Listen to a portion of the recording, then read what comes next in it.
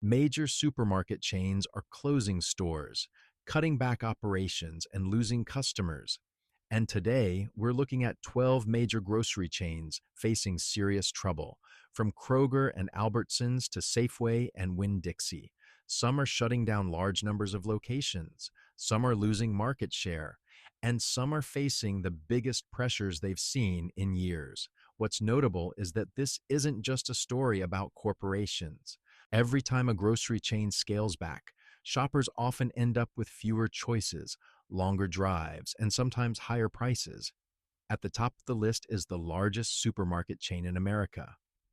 Number 12, Kroger the Giant, that's starting to wobble. There are certain brands we assume will always be there. Kroger is one of them.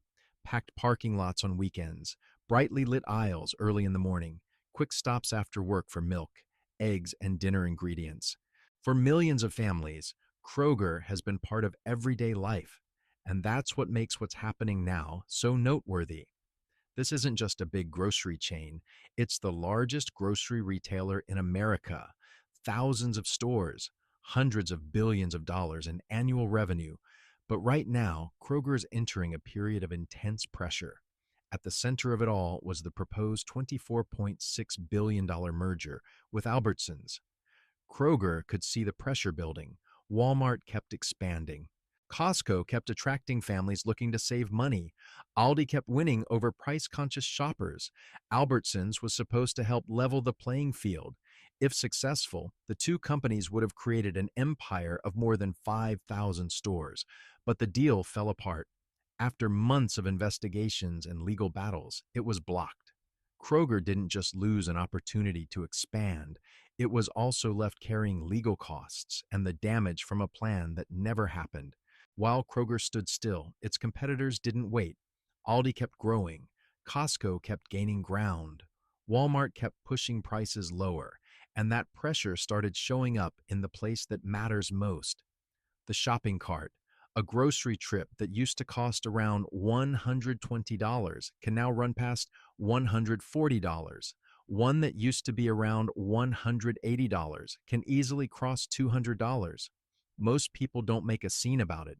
They just change their habits. They buy eggs somewhere else. They buy milk somewhere else. They buy meat somewhere else, little by little. The most dangerous thing isn't outrage, it's silence. People don't say anything. They just leave.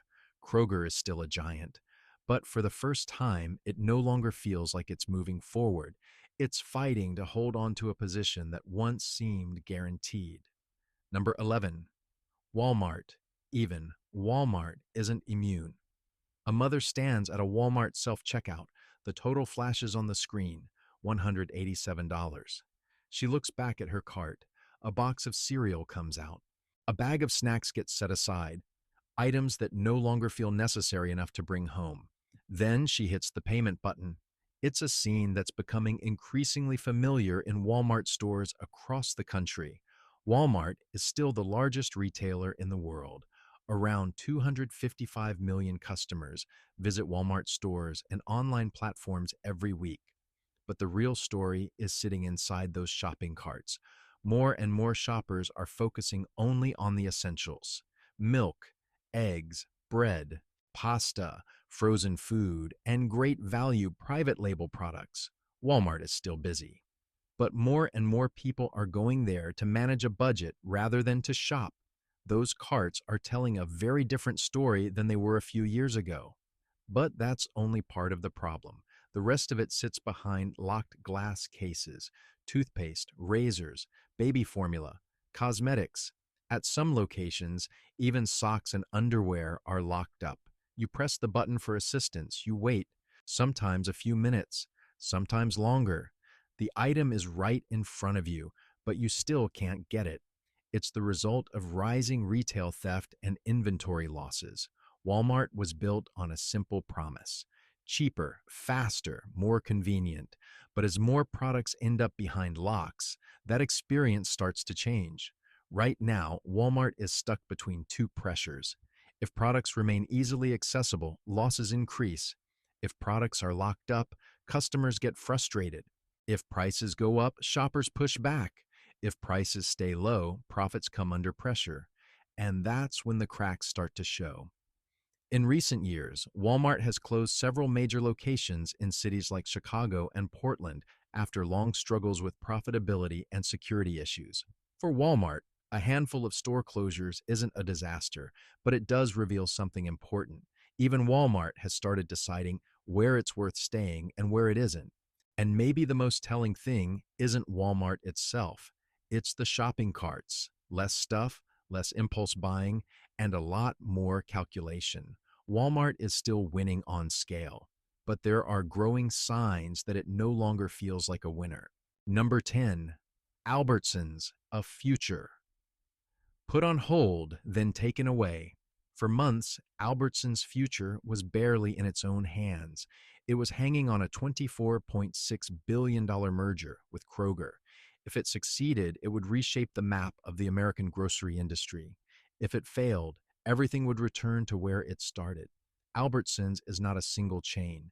It's the company behind Safeway, Vons, Jewel Osco, Shaw's, and Acme, a system built around thousands of stores. But the most important story wasn't happening in the aisles.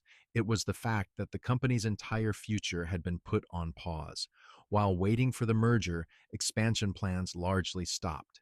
The organization operated in a holding pattern. Everything was riding on one outcome, the merger. Then that outcome disappeared. The deal was blocked after months of investigations and legal battles. No merger, no new empire, just a company returned to exactly where it started, except now it had lost time, lost momentum, and lost direction. Meanwhile, the market didn't stand still. Walmart kept pushing prices lower across the industry. Aldi kept expanding at a rapid pace.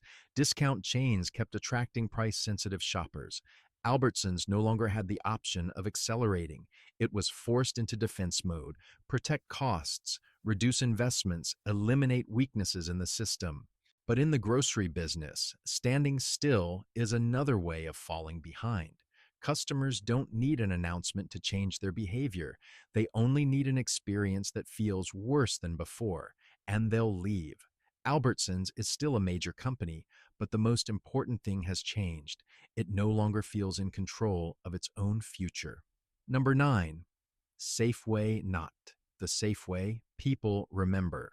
A man walks into the Safeway he's been visiting for years. The parking lot looks the same. The sign looks the same. The familiar aisles are still there. But it only takes a few minutes to realize something has changed. Fewer checkout lanes are open. Some shelves stay empty longer. The prepared food section doesn't feel as busy as it once did. Everything still works, but it feels different. And that may be Safeway's biggest problem right now. Not a shocking bankruptcy, not a crisis that appeared overnight, but a slow decline that many people only notice when they stop and look back. Safeway was once one of the most trusted supermarket brands on the West Coast. Many families shopped there for decades, but loyalty only lasts as long as the experience does. In recent years, more customers have complained about understaffing, longer wait times, and service that doesn't feel the way it used to.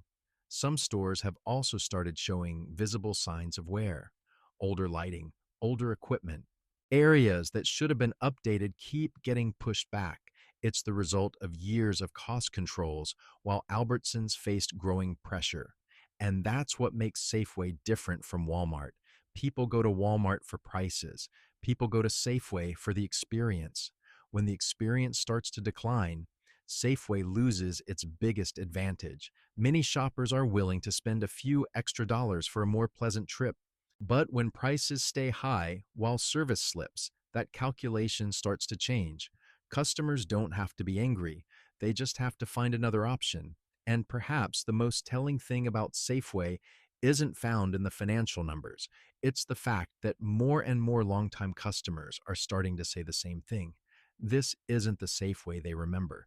And in retail, that's usually one of the most troubling signals of all. Number 8, Walgreens. Thousands of stores are disappearing. Some stores become such a familiar part of daily life that people barely notice they're there until they're gone. A street corner that used to have a Walgreens, now there's a for lease sign. A store that used to stay open late, Now it's dark. The parking lot is empty. The windows are covered up. It's a scene showing up more and more in cities across the country. For decades, Walgreens grew around a very simple idea: always be close to the customer.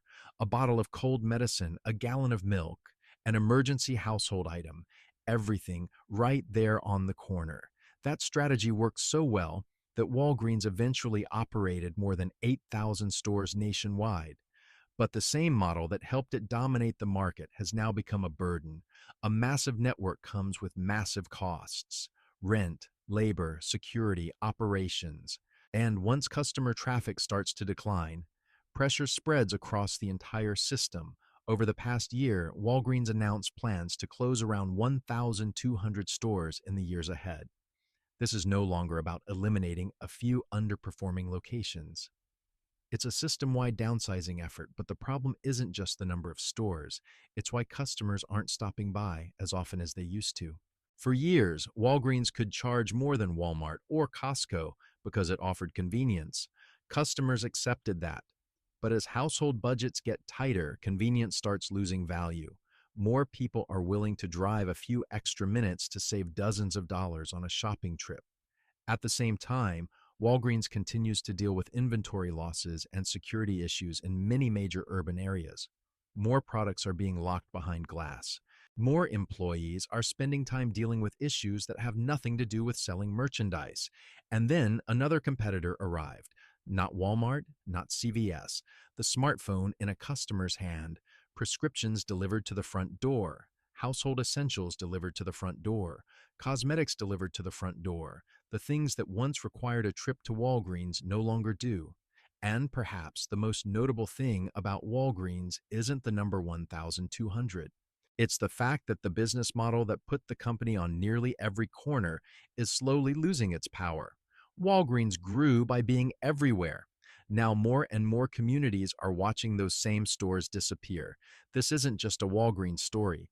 It's a sign that a long-standing shopping habit is gradually coming to an end. Number 7. Winn-Dixie. A Southern icon is changing. A customer walks into Winn-Dixie on a weekend afternoon. He heads straight for the meat department just like he's done for years. But this time, something feels different. Fewer people are working behind the counter. Fewer choices are available. In some stores, the full-service meat counter has disappeared entirely, replaced by pre-packaged trays. No announcement, no explanation. Just a small change that's enough to make people realize something is fading away. Winn-Dixie isn't just a grocery chain. For many communities across Florida, Georgia, and Alabama, it's been part of local life for decades. The familiar BOGO promotions. Employees who knew customers by name. Meat counters where shoppers could ask for a cut prepared exactly the way they wanted. But now the company is going through one of the biggest transformations in its history. After years of competitive pressure and restructuring, Winn-Dixie has entered a period of major change under Aldi's influence. This isn't just a transaction, it's a change from the ground up. The way merchandise is displayed is changing. Traditional service models are gradually being replaced by a more stripped-down system that helps reduce costs, but it also removes many of the things that once defined Winn-Dixie, because Winn-Dixie never competed on having the lowest prices. It competed on familiarity, on service, on personal connection. When those things begin to disappear, a question starts to emerge. What is Winn-Dixie without them? Customers don't respond with outrage. They simply leave. A different store that's cleaner, a different store that's cheaper, or simply a place that doesn't make them feel like everything is changing too fast. There's a truth in retail. A brand doesn't have to disappear to lose. Sometimes all it takes is changing so much that longtime customers no longer recognize it. The Winn-Dixie name is still on the sign, but the things that once brought people back every week are slowly disappearing. Number 6, Family Dollar. Even shopping on a tight budget is getting harder. A mother stands inside a Family Dollar holding a short shopping list: milk, eggs, bread, a few basic items for dinner. She looks at the price on the shelf, pauses, then puts one item back. It's a scene that plays out every day in thousands of Family Dollar stores across the country. Not a large supermarket, not a shopping center, just small stores in lower income neighborhoods, places where people walk instead of drive. And for years, that's exactly why Family Dollar existed. But lately, things have changed. Many items that once cost a dollar rose to $1.25 and then moved even higher. For many families, just a few cents can be enough to change a buying decision. It doesn't take a major cutback, just one item left behind. Then another, the shopping cart starts getting lighter. At the same time, operations across the chain became more unstable. Empty shelves started appearing more often. Restocking slowed down. The shopping experience became less consistent. Parent company Dollar Tree was forced to announce plans to close nearly 1,000 Family Dollar stores in an effort to stop the losses. But the most important part isn't the number, it's where those stores are located. In many small towns, Family Dollar isn't next to a Walmart. It stands alone. And when it closes, there may be no nearby alternative. No place to buy milk, no place to pick up basic groceries. The distance is no longer measured in a few blocks, it's measured in miles. Some people end up relying on local gas stations where prices are always higher, not because they're more convenient, but because there are no other options left. Family Dollar is pulling back from many areas to reduce costs, but every store closure is more than the loss of a retail location. It's a gap in everyday life. And when that place is gone, life doesn't stop, but it gets a little harder. Number 5, Stop and Shop. A northeastern giant is shrinking. A woman pushes a shopping cart through a Stop and Shop in Massachusetts late in the afternoon. Her cart isn't as full as it used to be.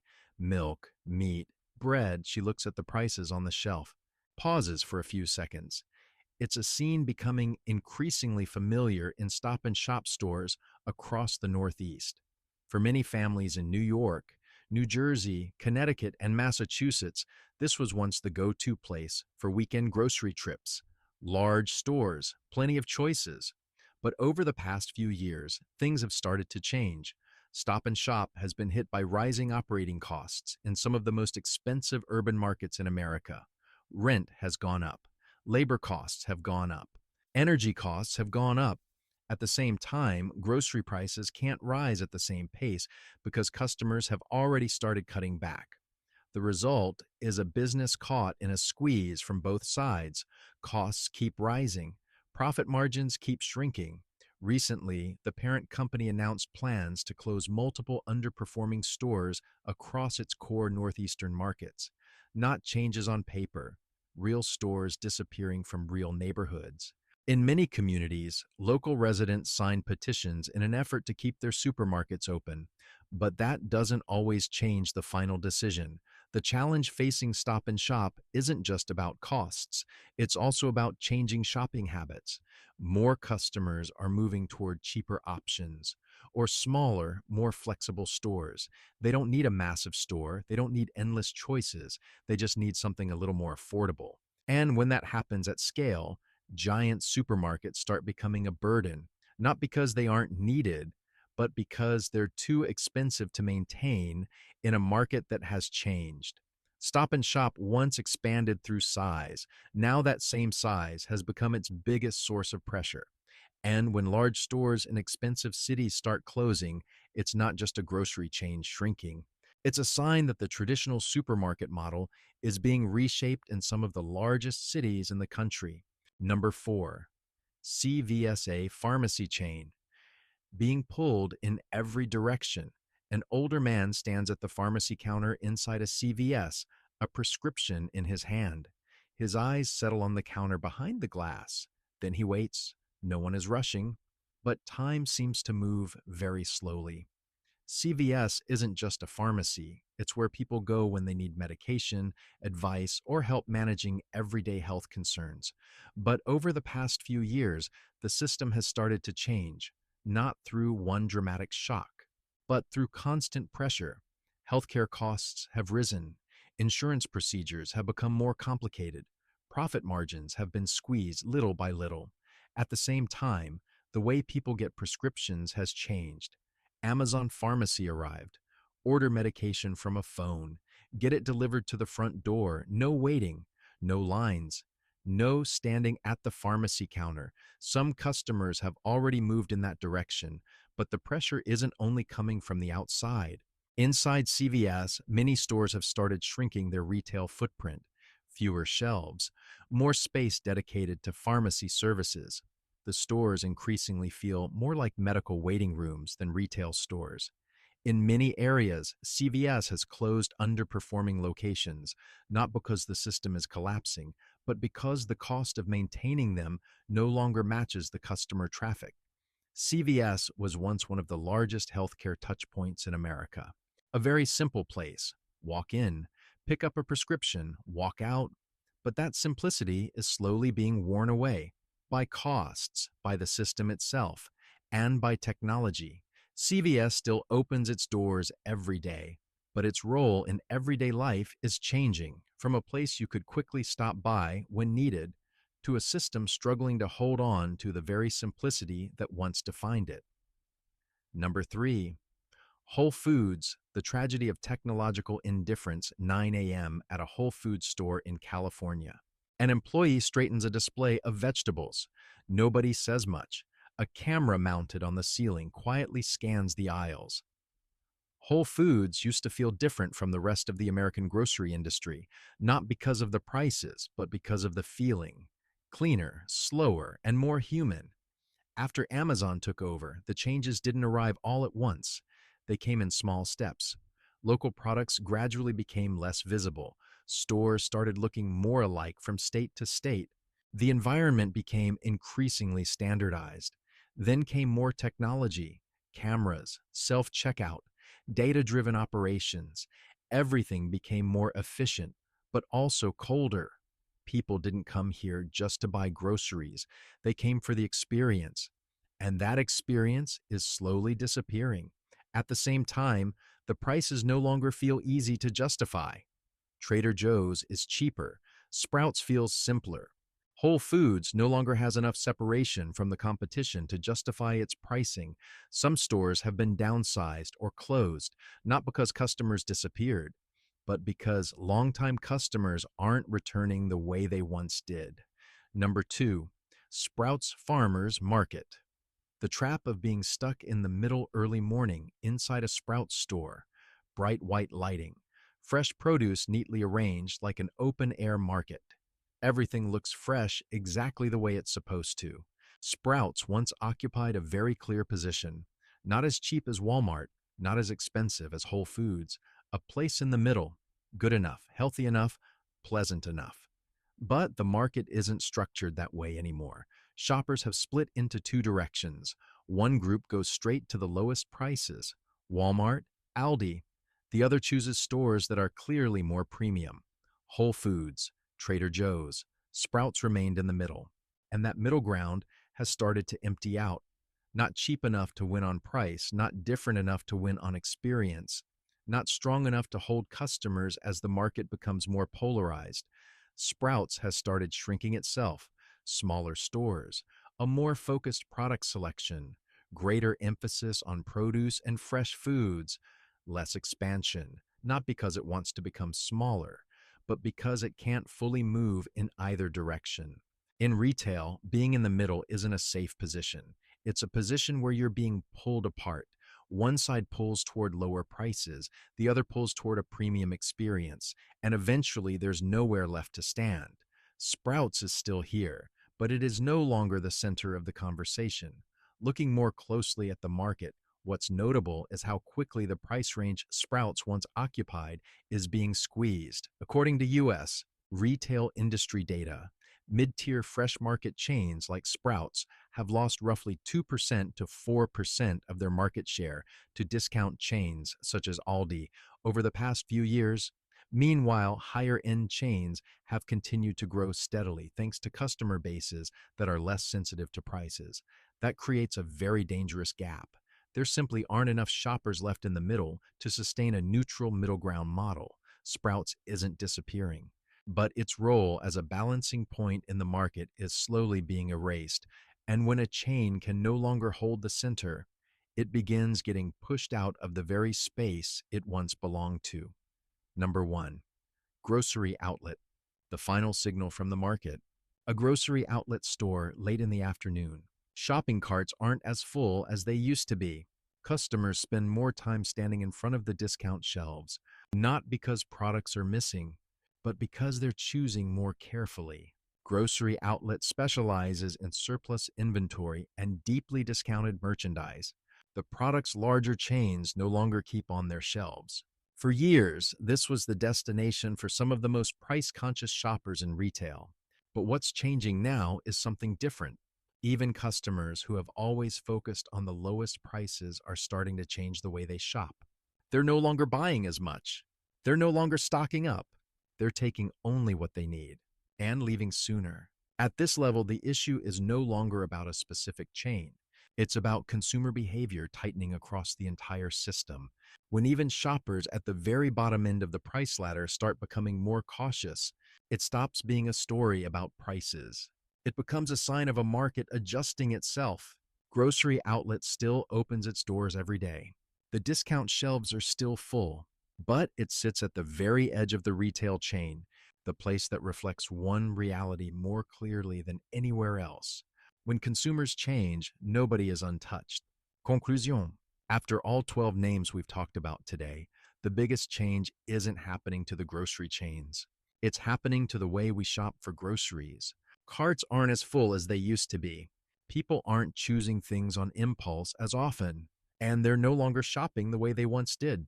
Decisions have become slower, but shopping carts have become lighter. There wasn't a single moment when everything changed overnight. Just one small choice disappearing at a time. One grocery trip becoming a little more calculated. And then one day, people realized that this has become normal. Maybe the real question isn't which chain belongs on this list. Maybe it's when all of us started changing. If you've made it this far, I'm curious. Out of all 12 names we covered today, what surprised you the most? I'll be reading every comment.